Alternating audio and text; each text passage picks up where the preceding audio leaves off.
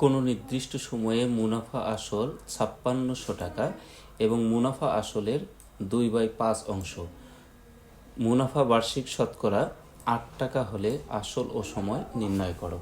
তাহলে আমরা এখানে ধরি আসল সমান সমান হচ্ছে এক্স টাকা। তাহলে মুনাফা পাচ্ছি আমরা আসলের ২/৫, ক্যালকুলেশন করলে পাচ্ছি আমরা 2x/5 টাকা। তাহলে মুনাফা আসল, মুনাফা প্লাস আসল, মুনাফা পাইছি আমরা 2x/5 টাকা আর আসল আমরা ধরে নিছি এক্স টাকা। এই দুইটা ক্যালকুলেশন করলে আমরা পাচ্ছি 7x/5 টাকা। এর পরের লাইনে আমরা দেখতে পাচ্ছি যে আমরা এখানে বের করলাম মুনাফা আসল 7x/5 টাকা আর এখানে দেওয়া আছে মুনাফা আসল ৫৬০০ টাকা। তাহলে আমরা শর্ত মতে সাজাতে পারি যে 7x/5 সমান সমান হচ্ছে ৫৬০০, অতএব x সমান সমান, যেহেতু 5 এই পাশে ভাগ ছিল এই পাশে এসে গুণ হয়ে গেল আর 7 এই পাশে গুণ ছিল এই পাশে এসে ভাগ হয়ে গেল। ক্যালকুলেশন করলে পাচ্ছি আমরা ৪০০০ টাকা। এই ৪০০০ টাকা হচ্ছে আমাদের আসল আর অপর দিকে মুনাফা আসল ছিল আমাদের ৫৬০০। তাহলে এই ৫৬০০ থেকে আসল যদি আমরা ৪০০০ টাকা বিয়োগ করে নিই তাহলে এইখানে আমরা ক্যালকুলেশন করলে পাচ্ছি ১৬০০ টাকা। তাহলে ১৬০০ টাকা আমরা আসল পেলাম, সেটা কত টাকার? ৪০০০ টাকা।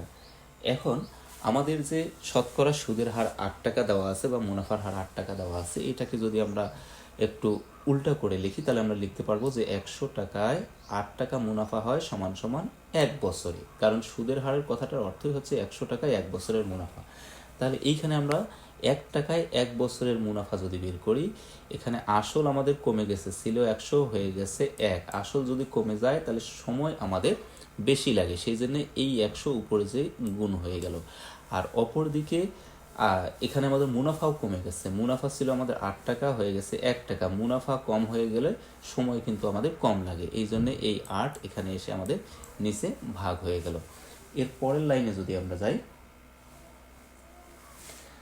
তাহলে ৪০০০ টাকার ১৬০০ টাকা মুনাফা হয়। তাহলে এর আগে ১০০ আমাদের এখানে উপরে আসছিল, তাহলে তার পরিবর্তে যেহেতু ৪০০০ আসছে তাহলে এটা আমাদের চলে আসবে এখন নিচে।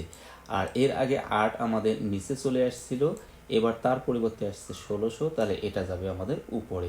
এটা ক্যালকুলেশন করলে আমরা পাচ্ছি ৫ বছর। তাহলে সময়ের পরিমাণ হচ্ছে ৫ বছর।